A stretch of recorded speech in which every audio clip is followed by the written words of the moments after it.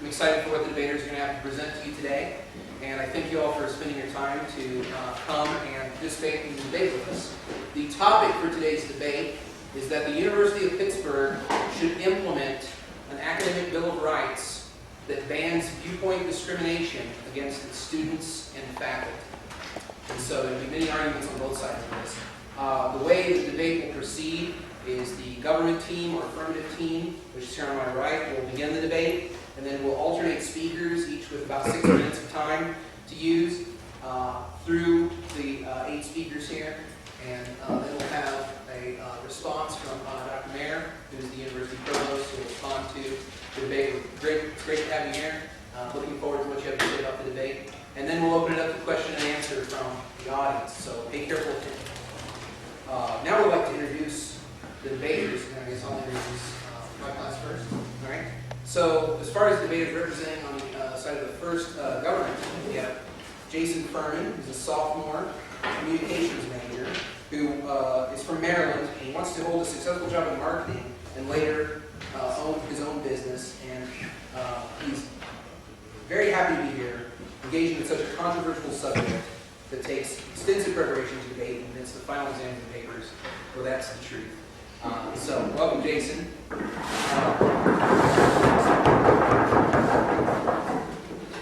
Next, we have Tanisha Evans, who's a junior communications major, and she hopes to attend law school and become a successful lawyer. Tanisha. Then on the opposition, the second opposition, we have Matthew McCabe, who is an English writing major and political science and computer science minor. He's a sophomore from the Philadelphia suburbs, and he will be the managing editor of the Pitt News starting next week. He also plays for the men's ultimate frisbee team at Pitt and attended St. Joseph Prep in North Philadelphia. All right, so welcome back. And last but not least, we have Hillary Pennegar, who's a mechanical engineering major and a studio art minor from Ford City, Pennsylvania. She's a sophomore, and her interests include looking at pictures of cats on the internet, animated GIFs, crafts, Sunoco, being a member of the second opposition, beatboxing, playing outside with her friends, and fog machines. So, welcome.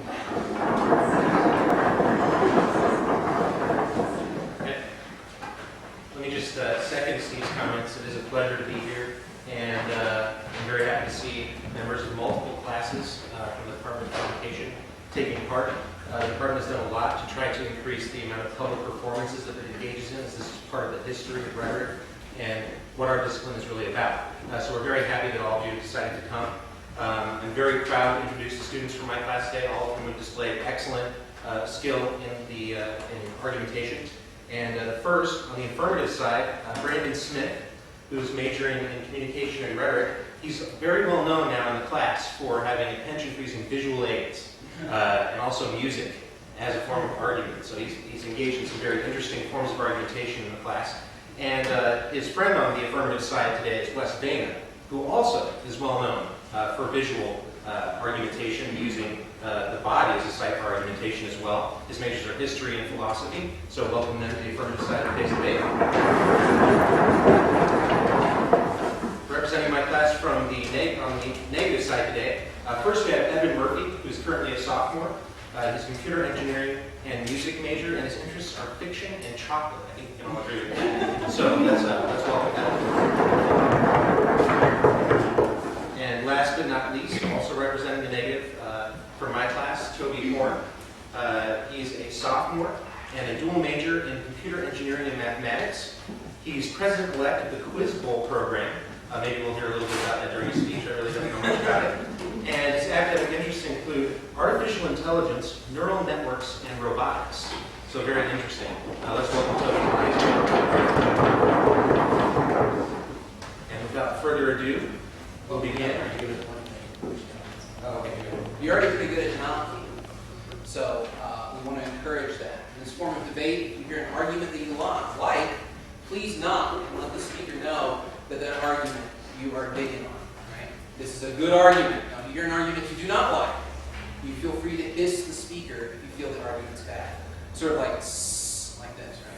So we can practice, right? For your attendance today, I'll give you all an A for the semester. Very good. If you write a 25-page favor about this today? It seems like you don't need any other training. Very nicely done. Without further ado, we'd like to call house to order and hear our first speaker from the government side on the motion today. Let's welcome our first speaker.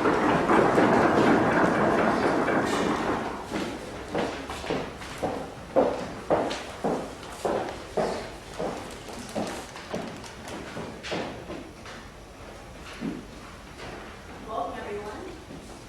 Thank you for attending our debate. Also would like to extend a special thanks to Provost. We appreciate your attendance here today. We believe the University of Pittsburgh should implement an academic Bill of Rights that bans viewpoint discrimination. And we're defining viewpoint discrimination as the indoctrination of political and religious views against the faculty and its students. This is a major problem that is happening in universities all over our country, and more stories are being reported every day.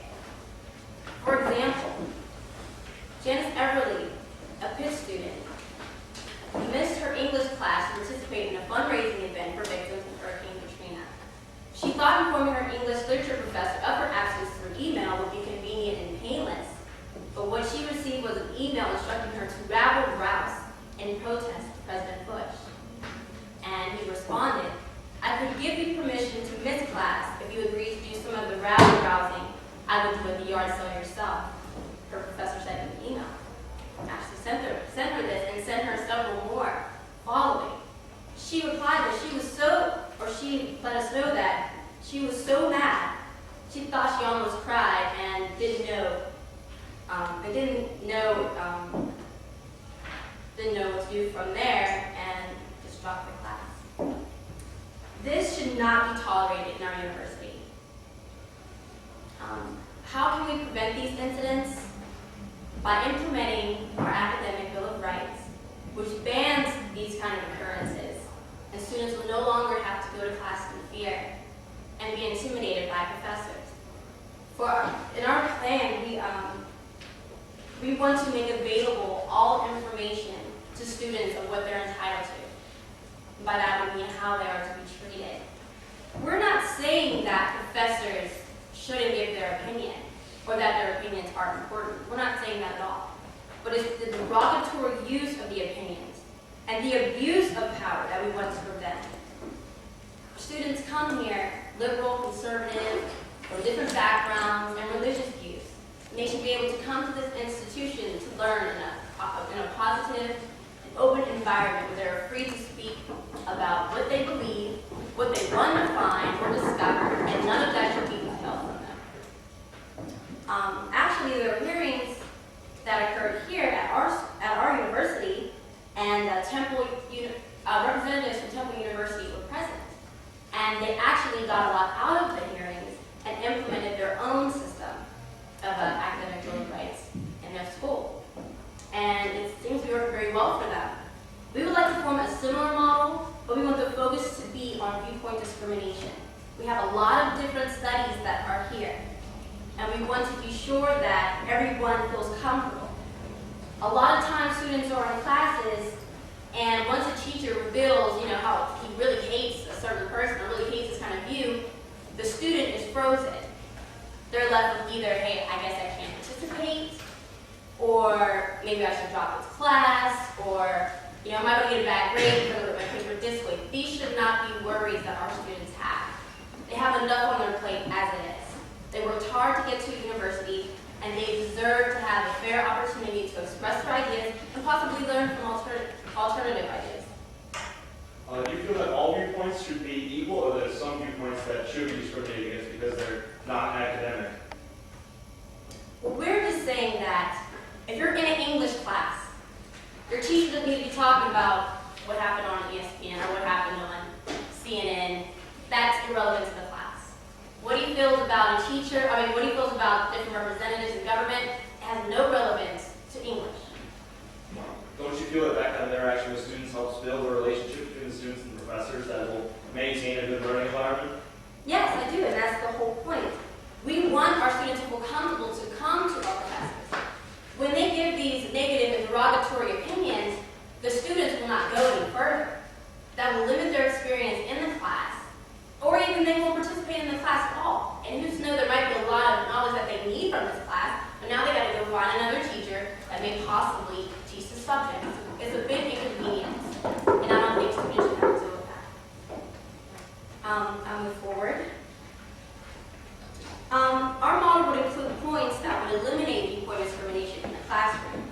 but it would also protect our professors as well.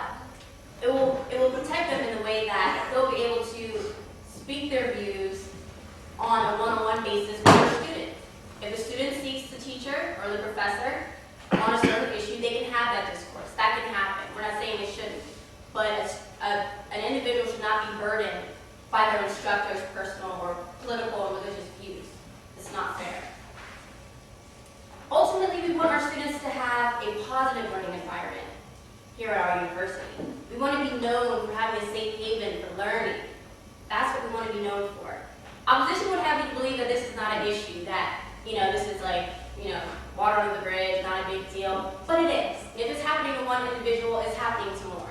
And to ignore it would be to deny the rights of your fellow students. And I'm sure some of you might know other students that leave their classes or are not having a good time in college because they are not being respected.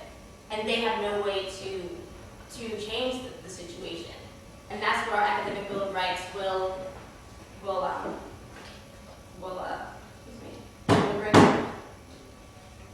Thank you.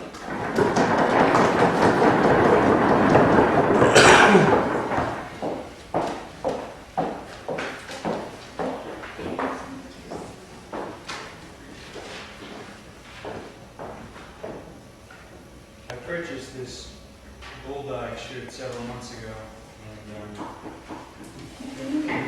not very much. I don't encounter any opportunities where I can wear it without looking ridiculous, but I thought, what better venue than the English nationality classroom? So I'm here to argue against the affirmative's position that the University of Pittsburgh should implement this academic Bill of Rights that will ban viewpoint discrimination on students and faculty. If you look at the proponents of this idea, namely this man Horowitz, who's sort of spearheading the movement, and the academic Bill of Rights proposition that others have laid out, you'll find it's made up of, you'll find these key words appear, like, they come up very often, these words, plurality and diversity. These documents claim that these are very important values in the university.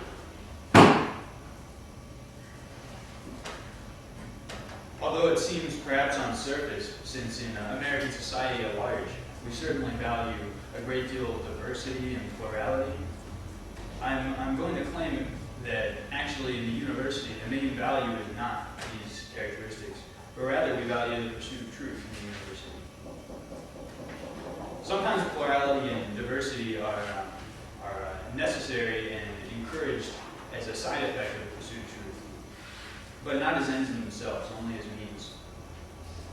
So, to quote this academic Bill of Rights, we are not, the university does not actually value the teaching and development of students to help them become creative individuals and productive citizens of a pluralistic democracy. We are here for the pursuit of truth, and society at large is a separate issue. Now, question? Yes, sir. What does the pursuit of truth have to do with preserving the students' academic rights? Well, the pursuit of truth here is the main function of the university, and so preserving their academic rights, I suppose you're speaking of, what are some of these academic rights you're talking about? Those academic rights being that they should not have to be indoctrinated by derogatory opinions that do not relate to the course matter. Certainly, as I'll elaborate on later, occasionally professors will make mistakes. I'm not arguing that they don't, and they'll be purporting views that are not relevant to their academic material, and they'll use derogatory comments and such. But that is not relevant to the point at large. Now, as I said, viewpoint discrimination is sometimes necessary and important, but it's not the chief value. To explore this point and to examine what it would be like if diversity were the chief value of the university, you just need to consider some examples. I think in every job, discrimination, though it's a loaded word with lots of negative connotations, is extremely important. If you cannot discriminate one candidate from another in any job search, then you have no basis to judge anything. For example, though racial discrimination is a very sensitive topic, and it should be, it would be kind of absurd for me to apply to a theater company and expect to be very well qualified for the part of an African American being a white citizen. Similarly, if I were applying for the position as a babysitter and I held this viewpoint that children were the root of all evil, you might question my competence for the job.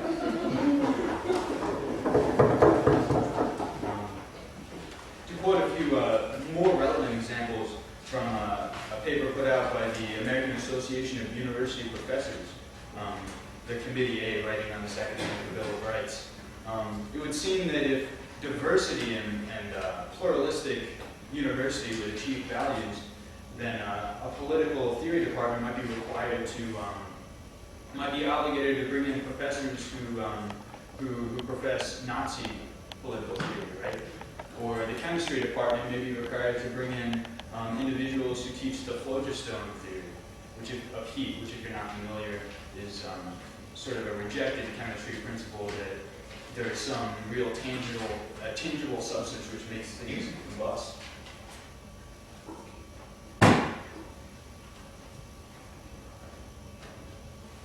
Now, as I said, sometimes intellectual diversity, pluralistic university are very important. But in these cases, I think we already have the mechanisms in place to safeguard against these. I think that these kinds of mistakes that professors sometimes make, where irrelevant viewpoint discrimination is made, is best left up to the peer review of other professors and the rest of the professoriate.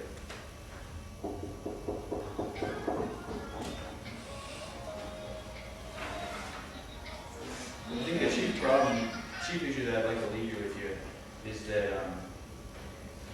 we have sometimes the university is an academic place, and we have the proponents of this idea coming in to try to attempt to attack a political problem with political weapons. And we need to fight the political issues in the university. We need to resort back to the academic palette where it's gone.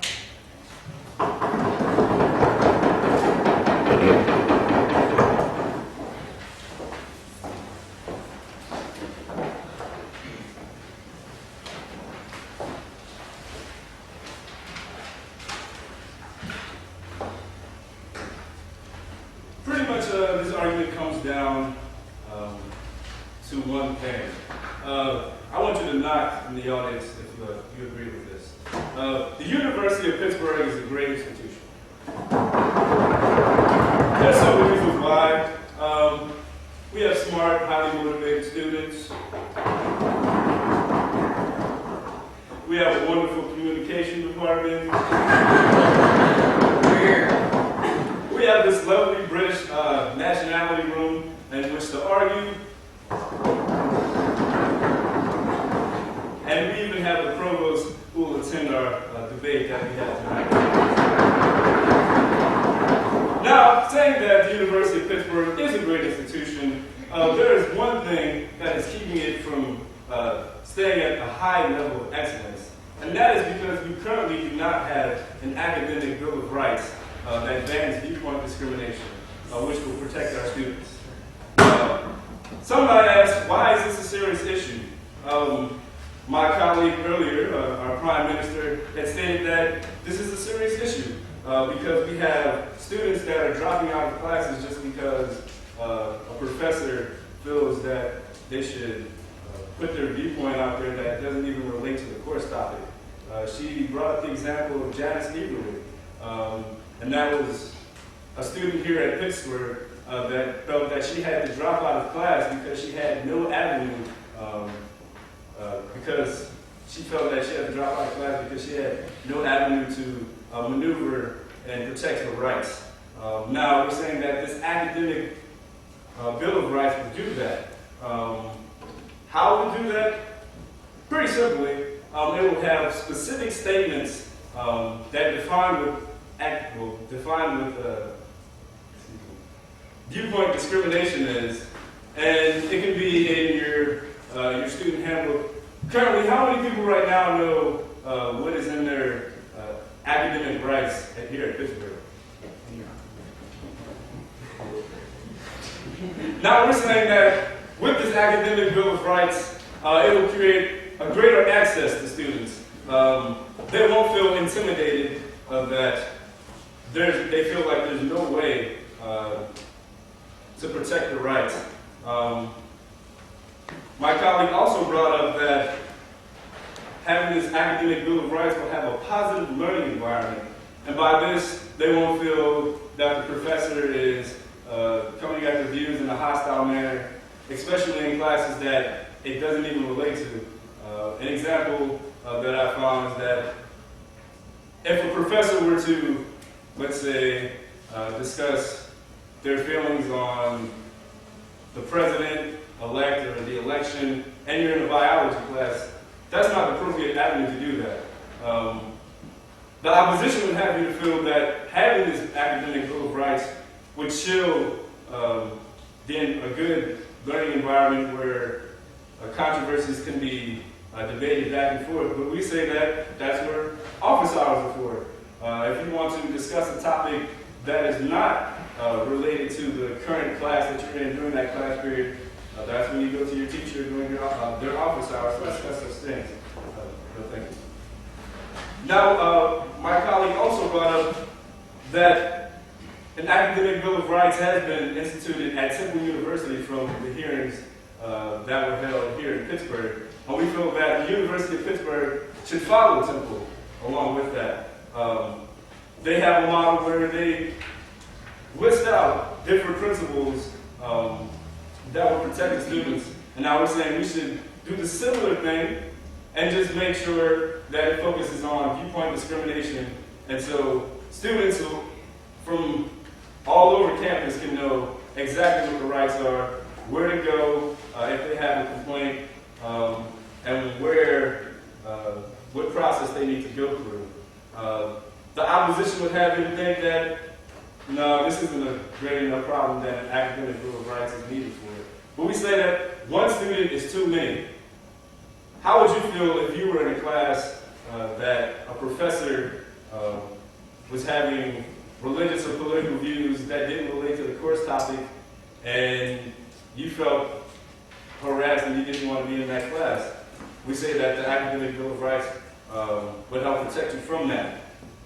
What you would go through is what we're proposing is a simple committee where you can list your grievances. Now, the opposition would also have you think that currently the status quo is fine enough. But we're stating that it's not.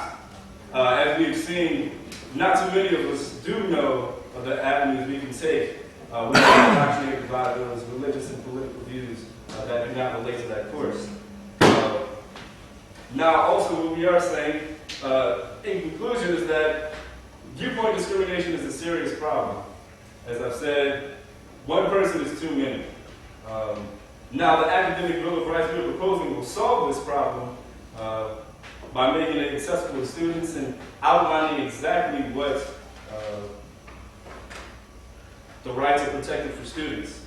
And now the academic, if we implement the academic Bill of Rights, we are saying that this will make our institution better in excellence. Thank you.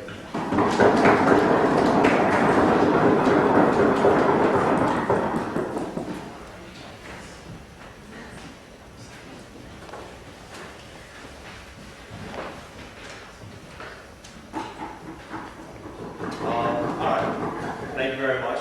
My name is Toby Horn, and I'll be debating on the negative side today. I first want to take the time to thank everybody for coming here, the Provost for coming here. You being here really shows that, I mean, maybe you care about your creative argument class, but I'd like to think that it means that, you care about the issue of academic freedom, because this is really something, as an academic community, as a university, it affects us all. And I think this debate is very important. I think it's very interesting that the affirmative team team should bring up that not a lot of students in the university know their rights already. Because I think that if you were to go, as I did, to the student handbook and saw what rights were already in place to protect us from the issues of academic freedom, you would see that as things stand now, we are very well protected against these kinds of things that the negative team brought up. To quote from the Code of Conduct and Student Rights, the students have a right to engage in discussion, make inquiries, exchange thought and opinion, publish and exchange findings and recommendations, to speak, write, or print freely on any subject in accordance with federal state constitution, subject to the right of the university to make reasonable rules. That to me sounds like academic freedom. If I have, I'll take the question. Now, you're saying, you're talking about academic freedom, but what about viewpoint discrimination for the students? I'll address that in just a moment. Thank you for your question. Additionally, students have the right to protest, the right to be free of discrimination, and they have the right to petition or address a grievance arising from negligent, malicious, or irresponsible actions on the part of the university, the university community. Which means that if I was wrong, if my academic freedom wasn't rich, I have the right to go through the process outlined by the university to redress these issues. Again, the dispute policy is also outlined in the student handbook, and it plans out very, carefully what you should do if this should happen to you, and who you should go to. You should talk to your professor, you should talk to your department chair, and if that doesn't work, go all the way up to the associate dean. I mean, the Academic Bill of Rights sounds good, but there are already policies in place that take care of this issue. We don't need something on top of it. But the affirmative team still might say, what we have is not enough. Why not have this academic Bill of Rights? I mean, it sounds really good, right? A Bill of Rights. A Bill of Rights that defends our rights, and how can you stand there and be against enumerating and defending our rights? But the thing about the academic Bill of Rights is it hurts our rights more than it helps us. Having this as part of part of university procedure is really a negative thing, and is going to take away from our rights more than it defends them. What the Academic Bill of Rights is going to do is it's going to introduce politics into the classroom. It's going to allow the state government to come in and say, is there viewpoint discrimination? What should professors be allowed to say? What shouldn't they be allowed to say? The purpose of academic freedom is to keep this from happening. It's to protect the university from intervention from the state and the church. It's to give professors the right to speak what they need to run their classes and teach how they see fit. And to kind of outline, I'll take the question. Are you saying that professors should be held accountable for their actions? I think I've already addressed that point by saying professors are accountable. The students can always bring grievances against their professor. They can go through the system in place and hold their professors accountable. You just said that professors should do whatever they want, what they feel is right. I don't feel that I said they should do whatever they want. I think they should be able to have the freedom to do what they need to do within reason. Of course, I can't advocate professors being able to teach whatever they want, to say whatever they want. That's ridiculous. But within reason, I think that professors should be a good deal of freedom. To kind of show how the Bill of Rights hurts us, I'd like to address one of the articles which says that the course's major responsibility, exposing students to the spectrum of significant scholarly viewpoints on the subjects examined in their courses is a major responsibility of faculty. Faculty will not use their courses for the purpose of political, ideological, religious, or anti-religious indoctrination. And that sounds like a really good idea. It sounds like a solid idea. But when you think about it, what is political indoctrination? What is religious indoctrination? I mean, we're trying to outline what professors can't say, but, indoctrination can cover a wide variety of things. If I'm a fan of, slasher flicks, really violent movies, and I'm a professor, maybe I want to share that with the class, but is that indoctrinating them to a certain viewpoint? There's a lot of gray area there, and having this kind of language in a Bill of Rights, it leaves a lot of room open for, lawsuits, for a lot of negative things that's going to restrict our professors, hurt their ability to teach. As I kind of, brought up my question, I also feel that professors being able to speak about things outside of their, the material of their class helps build a relationship with their students. As a professor, you want to kind of know your students. You want to kind of share things with them outside of your class so you can build a productive learning environment. I mean, a professor teaches you a lot of things, not just what his class is about.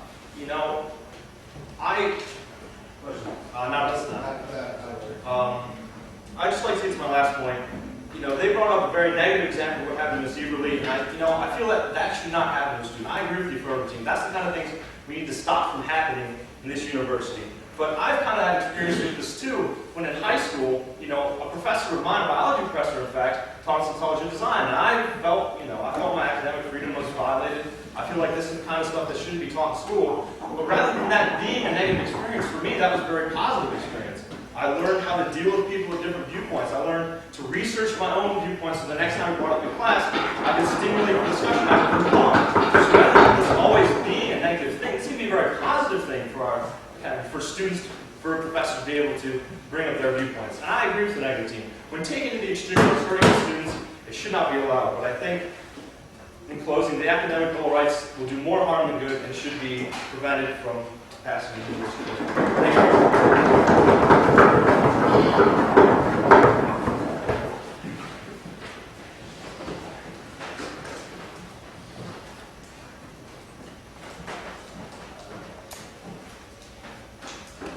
First off, to go along with the trend of everybody that's spoken before, thanks again for coming. It's great to see you all. I'll cut it out there. My name is Wes Dana. I'm a senior history and philosophy student here at Pitt. And in my time here, there's one thing that really stood out, and I think it's directly related to the conversation, to the debate that we're having here today. In one class, it was actually a summer course. We met 3 times throughout the summer, but this one thing that the professor said when we started our course maybe affected me more than anything on this issue. He came in, he introduced himself, and now I paraphrase, if I say anything that allows you to guess by the end of the course what my religious or political affiliation is, I will have failed you guys as a teacher. It was a political science course. Politics comes up a lot. The issues we went over ranged from the wars that happened hundreds of years ago to the very war that was happening today in Iraq. He was an excellent professor. We learned a lot from him. And with that statement, which he held true to throughout the semester, it really instilled something in me.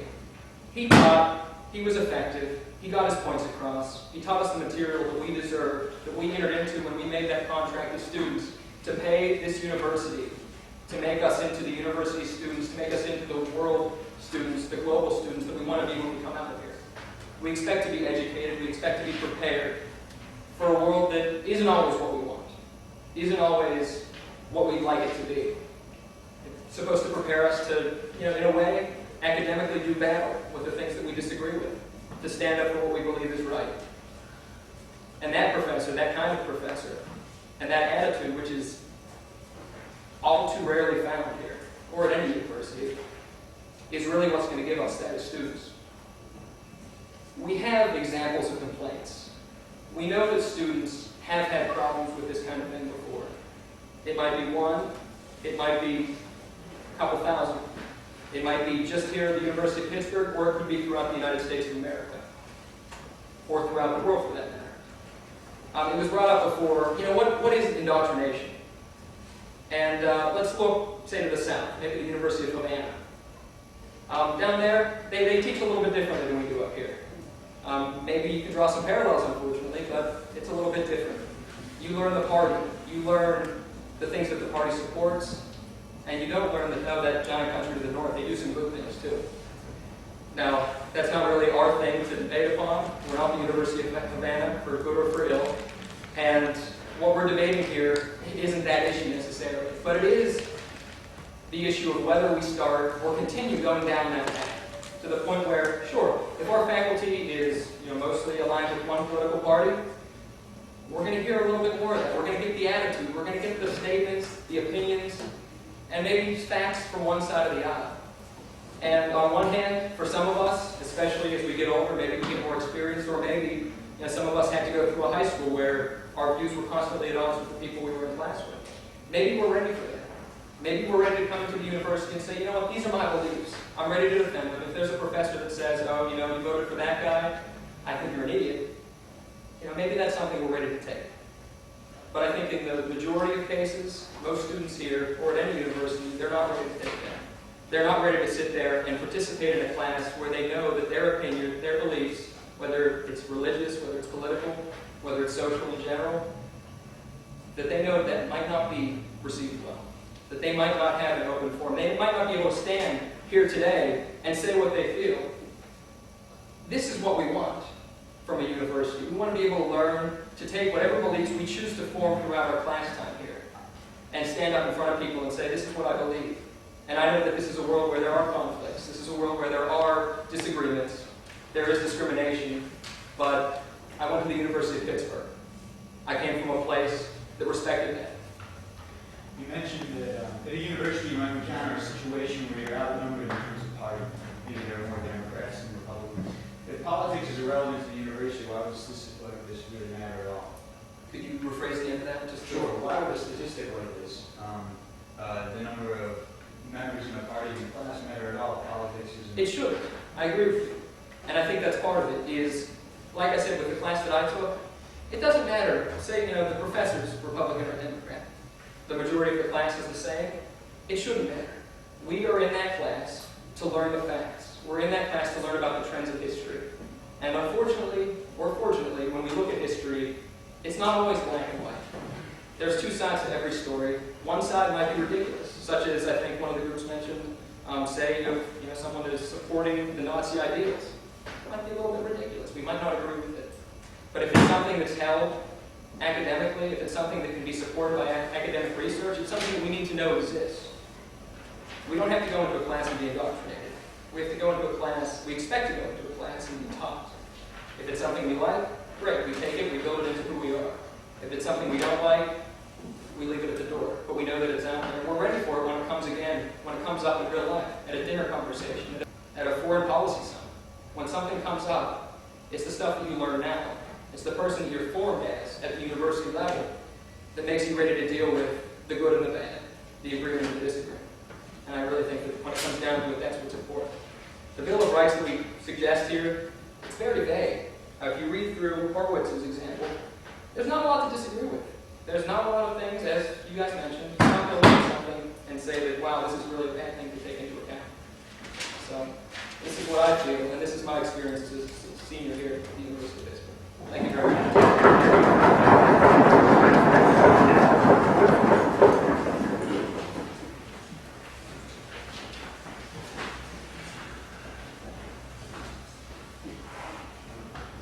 Hey, I'd like to thank everyone for coming.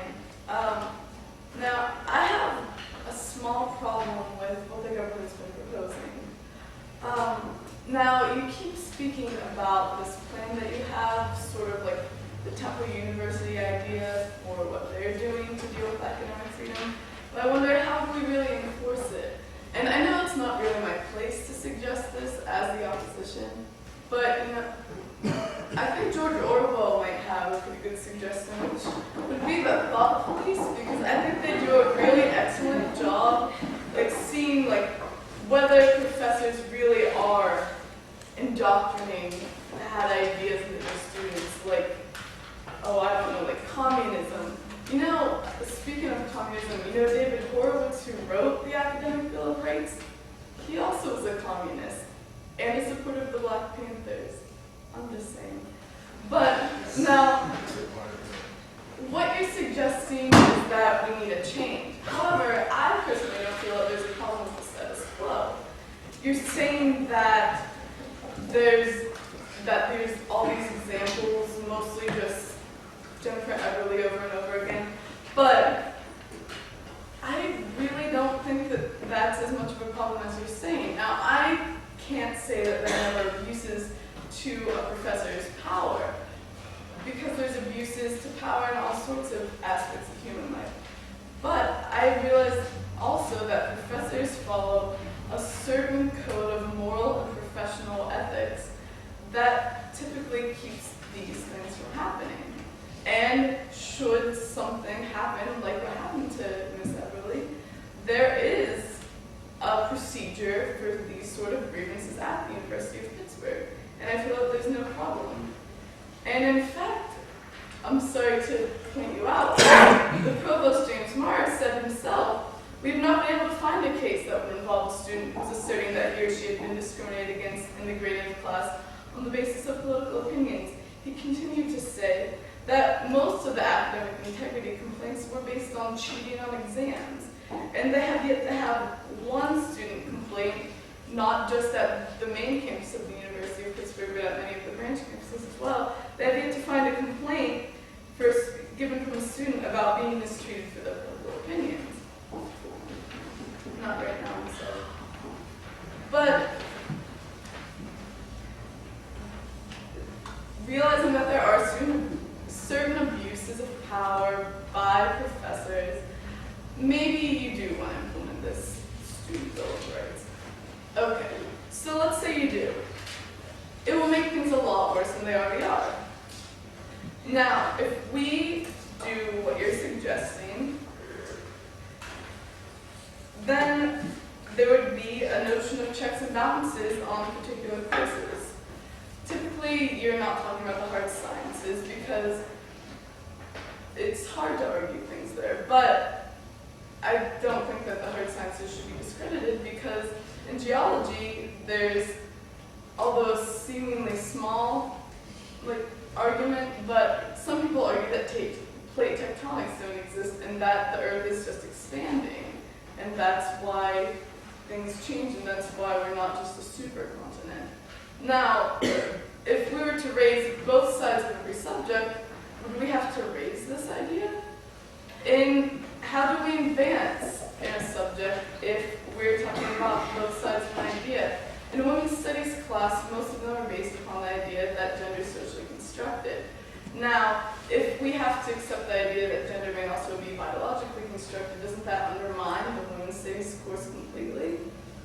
And if we were to have all these checks and balances, and maybe not necessarily thought police, but some sort of procedure that would keep professors on their toes, wouldn't it chill good teaching?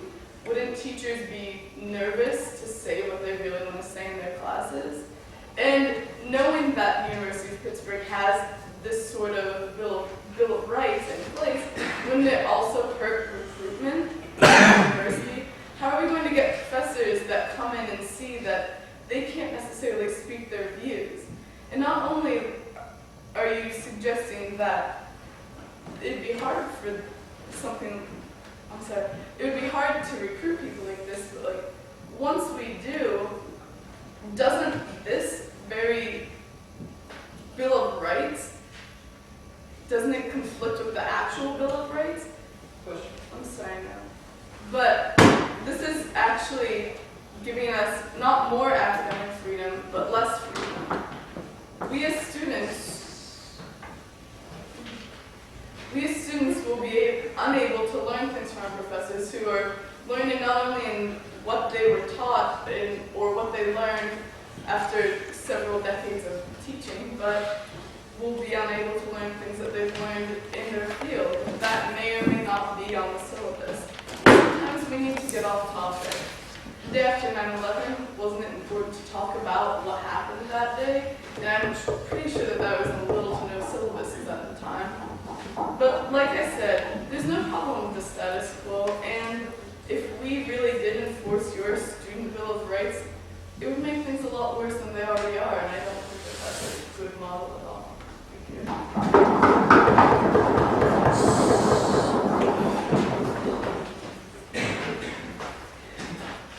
My name is Brandon Smith. This whole issue is very simple. A great education is based on diversity. And without something in place to ensure that diversity, then it won't be protected, and it opens things up for discrimination. When people feel that they cannot express their views and learn from each other, then the majority will overrule the minority. And things such as racism and sexism will prevail and will continue. Now, two sides of every argument is very good as how we solve things, why we're having a debate today.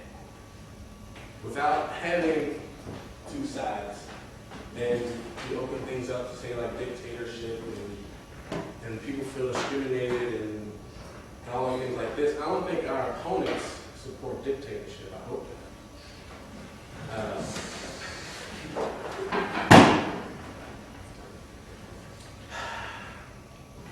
Let me give you an example. Me and my teammate, we're completely different. I'm a liberal, he's a conservative. And there's other visual evidence of our differences.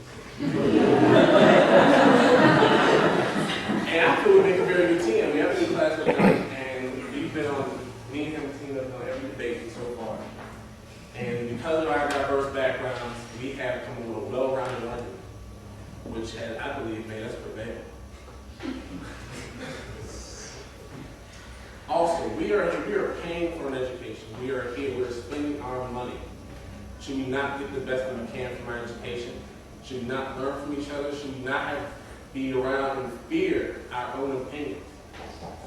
Can I get a knock on that one, please? Y'all are spending thousands of dollars, and you should be able to learn what you want to learn. I don't know how many of y'all saw the movie Accepted, but Accepted was a college for the students, by the students. They got to learn exactly what they wanted to learn, and they were so happy for it. All right. Don't you want to be happy? Also, one point is that our opponents do not take our questions because they are afraid of the other point of view. I don't think that's good. I mean, to me, that means they don't have a strong argument, that they cannot defend their argument. You can sway once.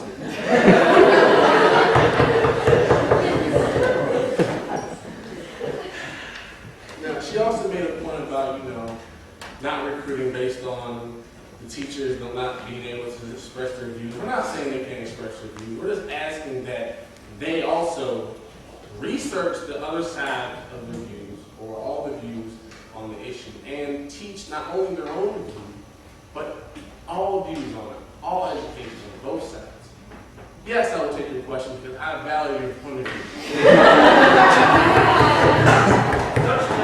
Language expressed in your academic bill of rights could be used to keep professors from expressing themselves and talking to students? No, all we're asking is a well-rounded curriculum. That's all we're asking for. We're not asking people to shut up.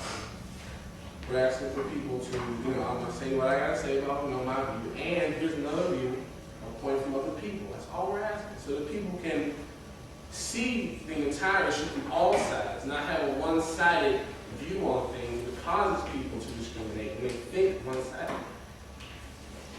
Come on, I know there's some more questions. Come on, go ahead. Don't you think that some sides of some arguments should be discriminated against, like racism? Should, racists be discriminated against? Should people who endorse slavery be discriminated against? There are some viewpoints that we do not want to endorse as a university. Man, no matter what viewpoint it is, we can learn from it.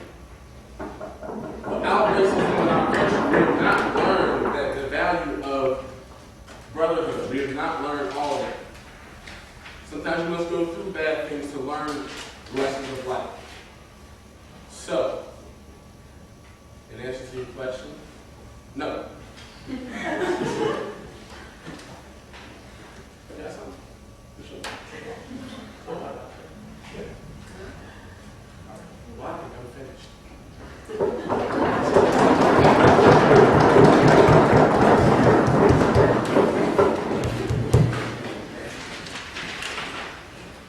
Hello, my name is Matt McCabe.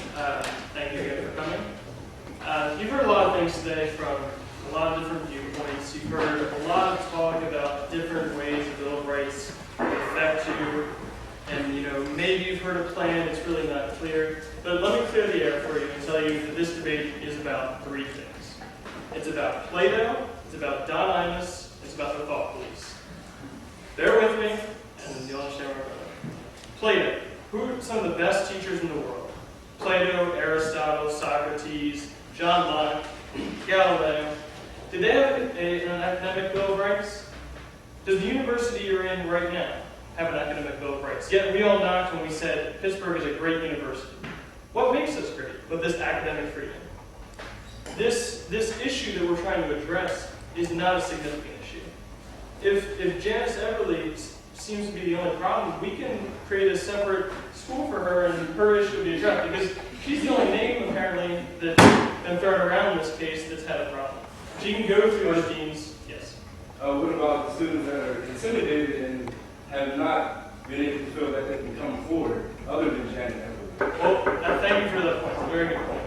Those students can go through the steps laid out by my colleague, and the evidence that there is not such a problem is that if there were more of these problems, when everybody said, well, we don't know what these procedures are, and more people have problems, they'd seek out the procedures and know them. So evidence that no one in this room knows the procedures is evidence no one's ever had to look for them or use them. Yes. Now, if they're scared, no matter if they know the procedures or not, if they're scared, you feel they still won't go to the proper authorities about the issue. Thank you for your question. It's another good point. I think if they're scared, they're still able to go into the computer lab downstairs, Google the Provost website, and look through the steps that they have and the assets they have on their side to address such an issue. And the fact that no one knocked in this classroom, how many people are here? About 50 people? And not one person's had a problem? 0% of this class has the need for an academic bill of rights at this moment. So the second issue would be Don-itis. As we alluded to before, some viewpoints are okay to discriminate against. I don't want Don-itis teaching my class. I don't need him teaching my class. His viewpoint is one that I'm okay with discriminating against. You know, there are other thoughts that don't need to be included. Racism, sexism, you know, Hitler. We don't need a class called Thinking as Hitler Would. Is that really going to value my degree more? I highly doubt it. The third issue is the thought police. You know, we know that there isn't a need for this plan. We know that the fundamental basis of it, the questions of whether viewpoints should be discriminated is wrong. But let's say this plan were implemented. What would this university look like? As we alluded to before, it would be the thought police. We would see people in every classroom. We'd see professors who would barely talk at all. They'd hand you a syllabus and say, read this book, but only certain chapters. You know, I don't want to be accused of indoctrinating you. Do we really want that? Do we really need that? Did Plato or Aristotle or all these great, amazing teachers need that? You know, if I had the chance to be taught by John Locke or one of Plato or Aristotle, would you take it? I would take it, even though I wouldn't be guaranteed that Plato would only speak on philosophical terms. I certainly want to hear how he feels about politics, about how society should be constructed, other than, you know, his views on reality. He's a very educated and intelligent person, and I don't want his views to be constrained to exactly what's on his syllabus. So, there is no need for the plan. The plan in its pure basis is fundamentally unsound. And if it were to be implemented, the results would be far worse than what we have here today. You know, they said earlier how, you know, great this debate is and how wonderful it is, thank you, that we can have this debate today. And there's a need a Bill of Rights to be able to have this debate. But we're having this debate right now and we don't have a Bill of Rights. So what does that tell us about the academic freedom in this room? That we have the power to do what they would like to enable us to do by implementing their plan? It doesn't seem very logical to me. You know, their plan results in a more constrained future, in one where professors have to worry about what they say, where academic freedom is not embraced. They talk about embracing a plan that Temple University has about and then we should follow their plan. I personally believe that Pitt should not follow any other university's plan. That Pitt should lead the way and show the rest of the universities in the country what academic freedom looks like. Thank you.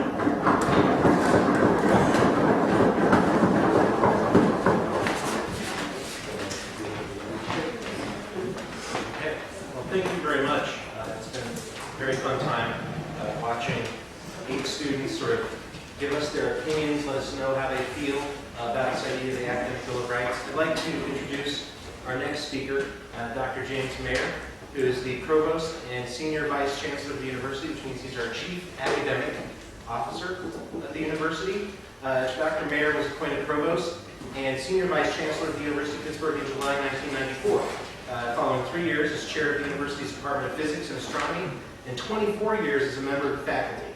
He earned his master's and doctoral degrees in physics from Yale University, and his bachelor's degree from the University of Notre Dame. It's my pleasure to welcome Dr. Mayer. Let's all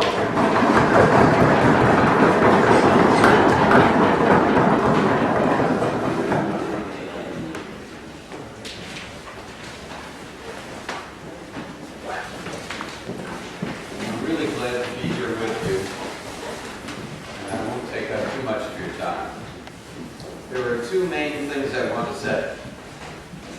First is I want to congratulate the debaters and all of you who are engaged in this enterprise. I think it's extraordinarily important to your education. I know when I was 14 years old, my father took me aside as I was about to begin high school. He said there are two important things you need to know about American education. One is that even though for the rest of your life no matter how good you are at what you've done, you won't get appropriate credit from your boss or whoever you are accountable to if you can't write down a clear description of your last year's accomplishments in a half page. And yet, despite that fact, the educational system in the United States does an absolutely rotten job of teaching writing, and you're on the school paper. And then he said, and it's also true that if you can't stand up and give a presentation that gives a good account of your side of an issue or the results of your work for some previous project, that you're not going to succeed. And bad as the American educational system is in teaching writing, it doesn't even try to teach speaking. So you're on the debate team. Well, I've been planning on a football team and nothing else. So we had one of those meaningful father-son discussions. And I was on the school paper and I was on the debate team. And it did so well for me that I did it to my own children. And watching me do it to my own children made my wife, when she went back to school after the children were in junior high school and decided she'd get an MBA, before she entered business school, she took this course, and it did her a lot of good too. So it's good that you're doing this, and I think it's very important for your education. And I congratulate all of the members of the two debate teams for the work they've put into this. And I think you'll find years from now that the experience you get standing up and making your best argument and learning to express your views in public will stand you in very good stead. Secondly, I would like to say something about the topic of the debate.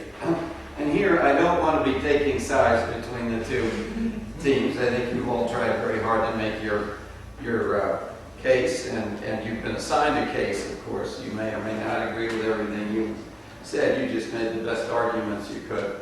But let me say a little bit about this academic freedom, the aspects of academic freedom that come into this academic Bill of Rights.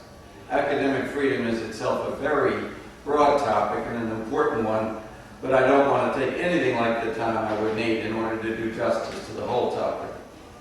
On this issue of Professor Horowitz and the academic Bill of Rights, first, I think if you study the student handbook, now I haven't studied the student handbook itself, I've looked at the university policies that underlie the student handbook. You might want to look at those if the student handbook doesn't appear to say what I'm about to say it says. But all of the positive points of Mr. Horowitz's academic Bill of Rights are, in my opinion, already embodied in the University of Pittsburgh policies that are described somewhat less formally in the student handbook. And we make a special point of giving every Pitt student that handbook during freshman orientation, because we want everyone to know what the rules are, what their rights are, and what their responsibilities are. Every faculty member has a copy of the faculty handbook, and it has those same policies embodied in a way where they know their rights and their responsibilities. If the professor who the student Janet Everly was complaining about really did what she was alleged to have done, that would be something that would, the professor, if the professor wants to defend what she did, she would have to do it in terms of the syllabus of the course, which includes a statement of purpose of the course, and that defense of the purpose of the course would be the only basis on which she could defend what she said to that student. Now, faculty and students will frequently disagree over whether an issue is relevant, over whether an opinion expressed was intimidating, on whether the grade of the student was inappropriately affected by something the student said or appropriately affected. And everybody has rights. So you have to have a process. And that's true of so many things in human life. There has to be a process to adjudicate arguments when there is a disagreement over whether or not someone's rights have been violated. And it's very easy to get into a situation where both the faculty member and the student feel that their rights are being violated. The net effect is that if people won't use the process, then you can't resolve the problem. We've never had a student bring such a complaint. If there is a case where there appears to be a good complaint, we've got to use the process. Now, I know that that's hard on many students. It takes courage to invoke the process, but I don't know how in a country like the United States, where we do have such a diverse range of viewpoints on so many issues, I don't know how to defend people's rights if they won't use the process. There's nothing in that Bill of Rights that isn't already a right here at the University of Pittsburgh. And as far as I can tell, this Janet Everly case came up after the testimony that I was quoted as giving. As of that time, no one had used the process, and as far as I know, she hasn't used it to this day. It's just been in the Pitt News. The process involves lots of protection for the person bringing the complaint, but you do have to be willing to use the process. I understand people not being willing to use the process, but that would be a problem under an academic Bill of Rights anyway. There's got to be a process, and you've got to be willing to use it. Secondly, the committee that had the hearings here from the state legislature admitted at the end of the hearings that our procedures and our processes were in fact up to the standards that they thought should be applied. Temple had to go home and rewrite theirs, but we didn't have to go and rewrite ours. So when you're hearing about Temple putting this in, that's just that theirs weren't up to the standard we had already met.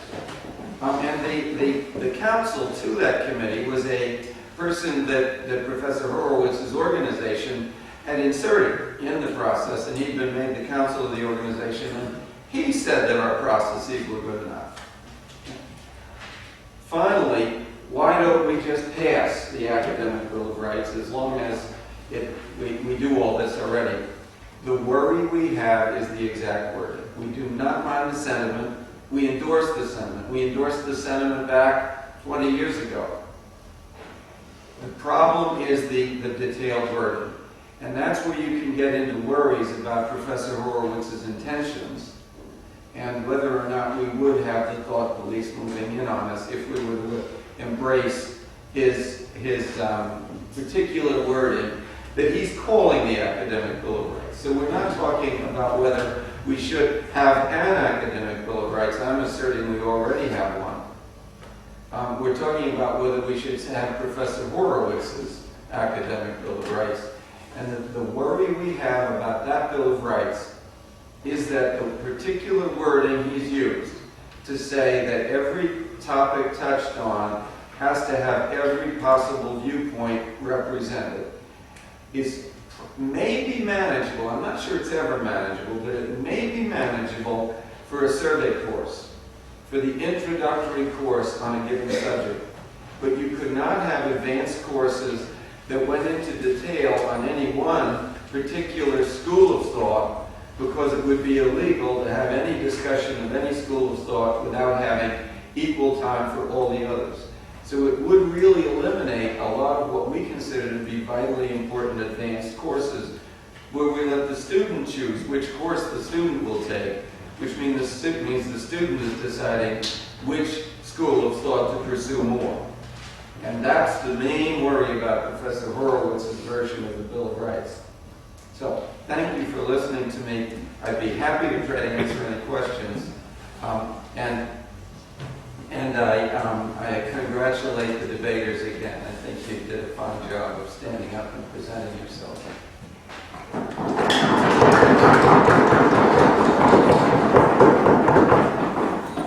Okay, so now we'll have an open question and answer session. And we have a few people who I think have already been sort of waiting to step up and ask some questions. Please direct your questions either to one of the debaters or to Dr. Mayer. He's offered to stay and answer any questions you have about what he had to say as well. So please do direct a question his way if you have one for him. And we'll recognize any questions at this point. So go ahead. Yes.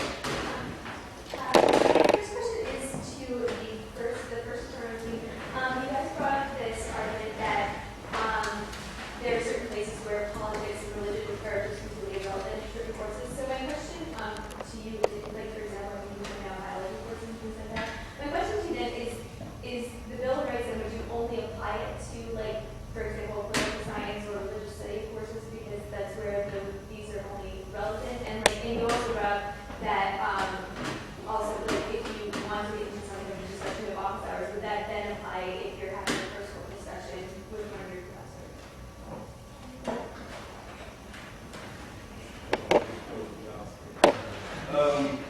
What we meant by that was just that no, during the office hours, the academic Bill of Rights would apply towards when you have class time and it's meant to discuss a certain topic, whether it be biology or whatever the course may be. But we're saying that it should be related directly to that course and not a religious rant on something that you're talking about more like themselves. I'm just adding to what you said. It was more so to protect the student from these derogatory uses of their opinion. That was the primary focus of the bill. Of the academic rights.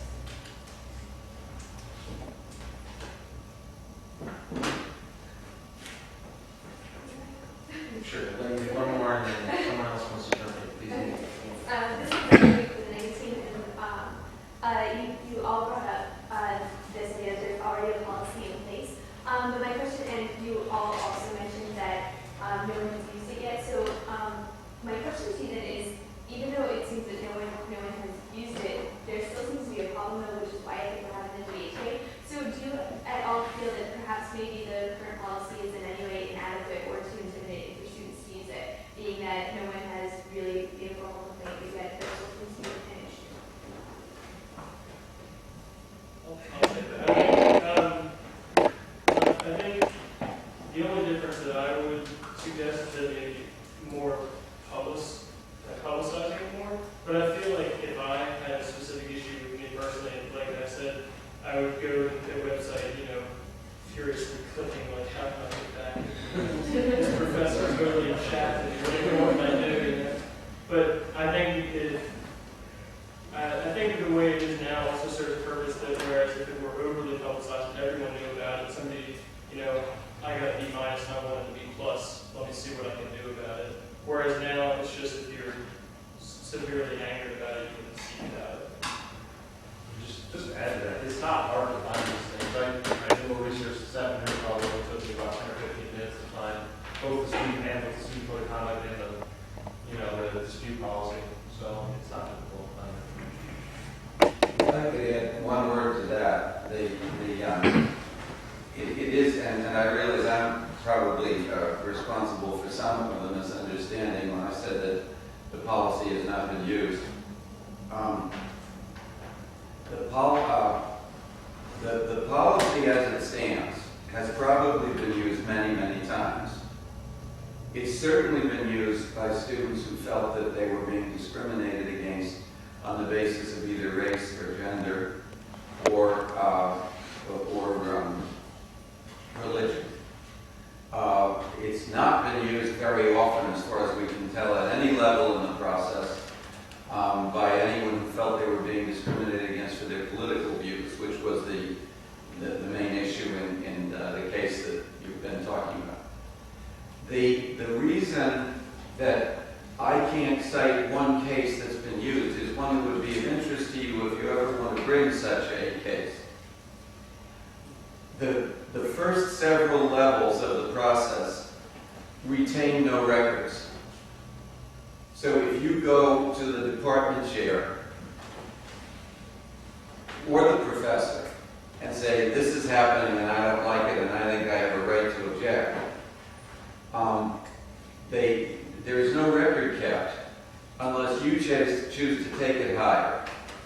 Most professors have read the faculty handbook and they know perfectly well that if they're teaching a biology course and they grade you down because they were a Democrat and you were a Republican, that they're going to lose when you take it to the dean. So they're going to make sure it doesn't get to the dean. You go to them and you say, look what you're doing. They're going to back off. So I don't know how many cases have been begun. I do know that there have been no cases that the student felt were worth escalating up to the level at which records are kept, which would be the dean's level.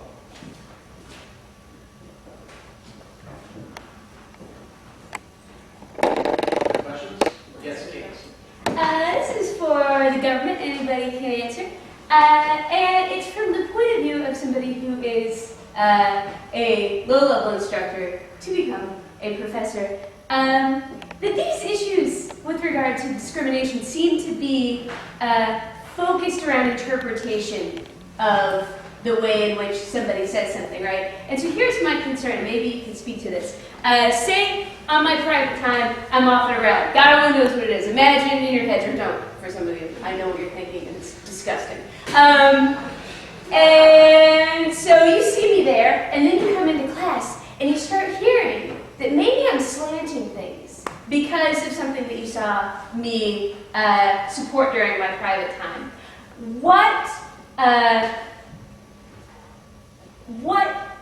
barriers are there in your support of the student academic bill of rights that would be able to protect professors from A, having a private life and believing in things in that private life, and B, interpretations held by students that may be politically motivated themselves?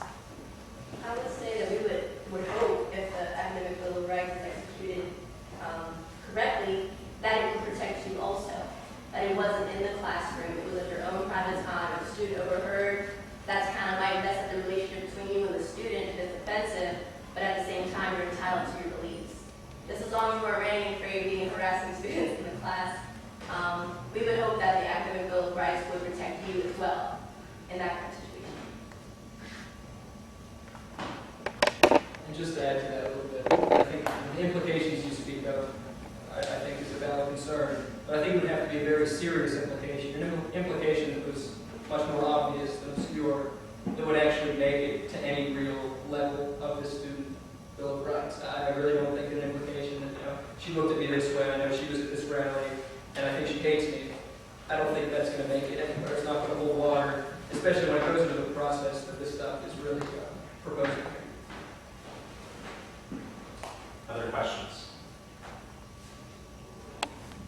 Yes. Question.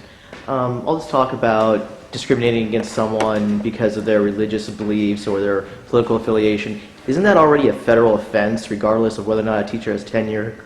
Excuse me. Regardless of whether or not a teacher has tenure or a university is public or private. Yes. Either side, Provost. Yeah. It's very clear in the faculty handbook that having a student's grade be affected by the opinions the student holds on religion, politics,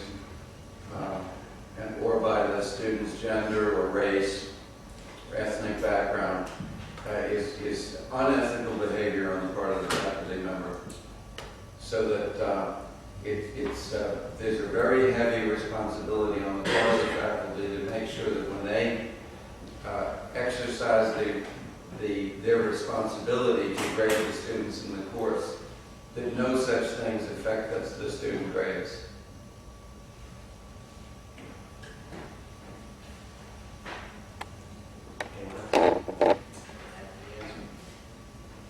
Okay, other questions?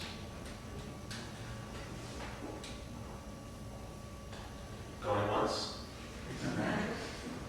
All right, thank you very much for coming today. It's been a pleasure.